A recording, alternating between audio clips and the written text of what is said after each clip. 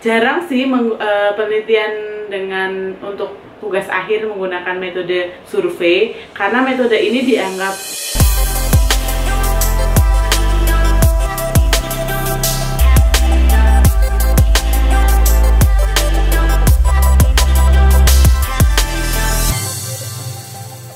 Halo sahabat juara, balik lagi bersama saya Maflaha di arena lomba berbagi informasi untuk Indonesia berprestasi. Nah, masih dalam rangka mengkaji dan mengulik tentang penelitian dan riset-riset, di mana pada kesempatan kali ini kita akan membahas tentang penelitian survei, ciri, cara menulis, dan contoh judulnya. Nah, penelitian survei ini menjadi salah satu penelitian yang seringkali dilakukan bagi instansi-instansi untuk mengukur apakah layanan yang diberikan itu sudah sesuai atau masih ada hal yang harus diperbaiki. Atau penelitian survei juga bisa dilakukan dalam biasanya kalau ada tugas metode penelitian dan sebagainya. Jarang sih penelitian dengan untuk tugas akhir menggunakan metode survei, karena metode ini dianggap ya ini cukup mudah dan mungkin juga tidak memakan waktu yang lama. Jadi untuk misalkan skripsi, tesis, disertasi itu seringkali maksudnya jarang ditemukan dengan metode ini. Ya, langsung aja ya. Definisi penelitian survei. Kalau menurut Muhammad Nazir 2005 mengatakan bahwasanya penelitian survei adalah penyelidikan yang dilakukan untuk mendapatkan fakta-fakta dari gejala yang ada dan mencari keterangan secara faktual baik tentang institusi sosial, ekonomi, atau politik dari suatu kelompok atau suatu individu. Jadi memang penelitian survei ini seringkali dikaitkan dengan institusi sosial, pemerintahan, atau sebagainya yang memang dikhususkan untuk mengetahui sebuah gejala di dalam sebuah institusi atau di dalam sebuah masyarakat. Nah, selanjutnya beberapa macam dari penelitian survei itu ada 3 hal, yaitu yang pertama melalui surat atau mail questionnaire. Kalau melalui surat, biasanya survei itu berisi kuesioner yang dikirimkan melalui kantor pos kepada responden yang kita tuju. Jadi salah satu kemudahannya adalah peneliti tidak memakan waktu untuk melakukan ini, karena tinggal kirimkan melalui kantor pos ataupun kalau sekarang mungkin lewat email bisa gitu untuk mengambil data dari responden yang dituju. Kemudian yang kedua ada wawancara tatap muka atau face to face interview. Biasanya penelitian survei ini juga dilakukan dalam bentuk kita bertemu langsung dengan responden kita, karena beberapa survei itu biasanya kuesioner itu tidak semua dipahami oleh responden. Jadi ada penjelasan yang harus dilakukan oleh peneliti agar responden itu paham dengan maksud isi dari survei tersebut. Nah, selanjutnya ada melalui telepon atau telepon interview. Ini biasanya menggunakan telepon ya. Jadi interview ataupun kuesionernya itu dilakukan melalui telepon.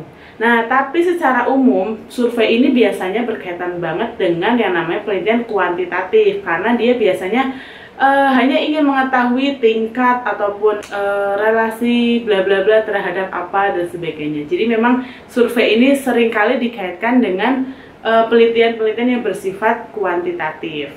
Selanjutnya, ciri-ciri dari penelitian survei itu juga ada beragam. Yang pertama itu logis. Ya tentu ya sahabat juara, kalau yang namanya penelitian itu harus logis. Nah, termasuk juga di penelitian survei kali ini.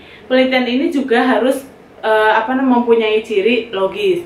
Yang kedua adalah deterministik, bukan sekedar melukiskan fakta secara deskriptif, namun dapat pula melalui analisis kausalitas. Jadi di sini survei itu nggak sekedar kita tahu sesuatu di sebuah masyarakat dari responden yang kita teliti ya sahabat, tapi kita juga harus mengetahui bagaimana setelah kita mendapatkan data dari survei itu, kita bisa menganalisis dan akhirnya menemukan jawaban dari sebuah permasalahan yang diteliti. Nah, terus kemudian yang ketiga ada bersifat general, artinya hasil survei itu bisa digunakan dalam jangka ruang dan tempat yang lebih luas. Jadi manfaatnya bisa lebih luas dan bisa diaplikasikan di tempat yang lainnya. Yang selanjutnya adalah spesifik. Masalah yang diambil dalam survei biasanya itu bersifat spesifik. Misalnya kita pengen tahu tentang tingkat keberhasilan program KB pada sebuah kota X. Nah, kita akan melakukan survei kepada masyarakat yang ada di kota tersebut, di mana kita akan mendapatkan hasil apakah program KB di daerah tersebut itu berhasil atau enggak dari hasil survei yang dilakukan. Selanjutnya, ciri yang kelima ada namanya parsimonius, yaitu dalam waktu singkat kita bisa mendapatkan banyak informasi dan bisa dilakukan di banyak tempat. Nah, ini menjadi salah satu keunggulan dari teknik pengambilan data dan metode penelitian survei, karena kita bisa dalam satu waktu kita bisa menyebar kuesioner untuk ke banyak orang. Jadi misalkan dalam waktu 5 menit atau 10 menit kita bisa mendapatkan data ataupun mendapatkan responden itu tidak hanya satu, tapi bisa misalkan 5 atau 10 dan lain sebagainya. Nah, bagaimana sih cara menuliskan penelitian dengan metode survei? Mungkin sama seperti penelitian pada kuantitatif ya sahabat, bahwasanya dalam penelitian dengan metode survei, cara menulisnya yang pertama, tentukan dulu hipotesa awal. Nah, hipotesa ini menjadi salah satu ciri khas yang ada di penelitian kuantitatif, termasuk juga di penelitian survei. Lalu, merencanakan cara untuk merekam data dan melakukan uji instrumen survei. Ini menjadi ciri khas juga bagaimana ketika kita mau melakukan survei, kita harus menyusun dulu instrumen survei, atau mungkin di sini kalau di penelitian kualitatif itu kita bicara tentang kerangka penelitian. Nah, kalau di penelitian kuantitatif termasuk juga penelitian survei, kita bicara tentang instrumen penelitiannya, yaitu biasanya berupa variabel-variabel apa yang ingin diteliti, kemudian juga apa saja indikator pertanyaan-pertanyaan yang akan ditanyakan kepada responden dan lain sebagainya. Selanjutnya, menentukan target populasi responden yang akan disurvei. Salah satu hal yang dilakukan dalam penelitian survei biasanya populasinya itu bersifat luas, dan biasanya responden yang diambil pun berjumlah banyak. Jadi kalau di penelitian kualitatif itu kita hanya bicara tentang mungkin 1-2 orang atau bahkan mungkin ya kurang dari 10, kalau di penelitian dengan metode survei kita bisa bicara ratusan responden yang mengisi instrumen penelitian kita melalui kuesioner misalkan atau angket yang kita bagikan. Kemudian dari ratusan itu kita olah dengan, kalau di survei pastinya membutuhkan alat bantu, biasanya menggunakan SPSS kalau dalam penelitian. Selanjutnya, menentukan lokasi dan mengumpulkan data.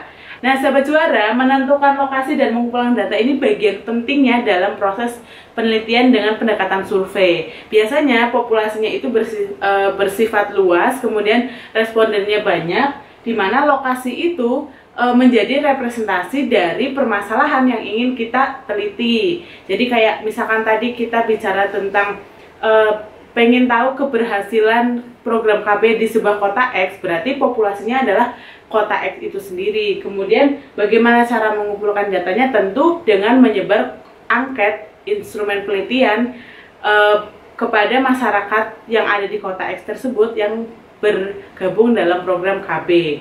Selanjutnya, mengolah dan menganalisis data.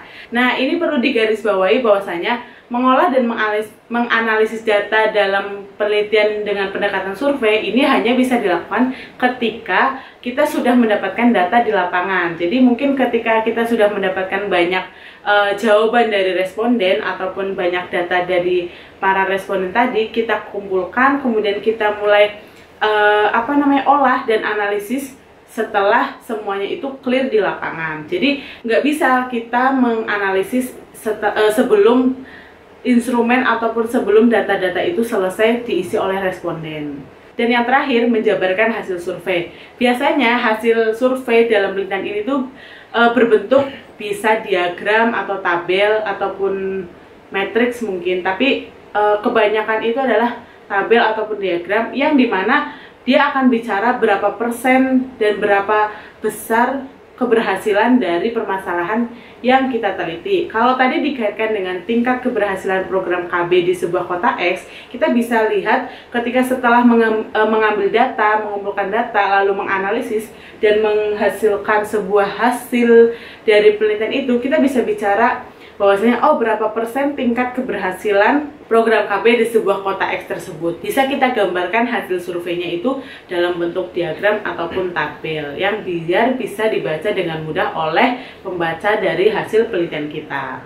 Beberapa contoh dari penelitian survei yaitu seperti ini. Misalkan sahabat juara pengen tahu tingkat kepuasan masyarakat terhadap pelayanan Puskesmas Purwosari Surakarta. Ini kita bisa menyebarkan angket yang menjadi instrumen dalam penelitian survei kepada pengguna puskesmas ataupun pemakai layanan puskesmas yang ada di kawasan ini. Terus kemudian misalkan kita juga pengen tahu tingkat baca masyarakat pada media cetak koran Solo Post dan tingkat kepadatan penduduk perpustakaan daerah Kota Semarang misalkan. Nah, dalam penelitian dengan pendekatan metode survei, dalam menentukan sampel kita tidak harus menggunakan sampel yang bertujuan atau purposive sampling, karena biasanya kita pakai random sampling atau random acak. Jadi karena biasanya hanya mengeneralisir atau mencari secara umum aja bagaimana sebuah variabel itu diteliti. Jadi tidak harus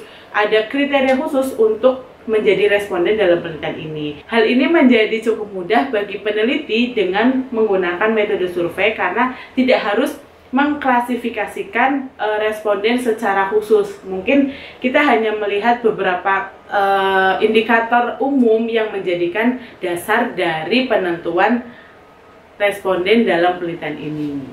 Nah, itu tadi sahabat juara pembahasan kita tentang penelitian dengan metode survei, cara menulis, contoh, dan sebagainya.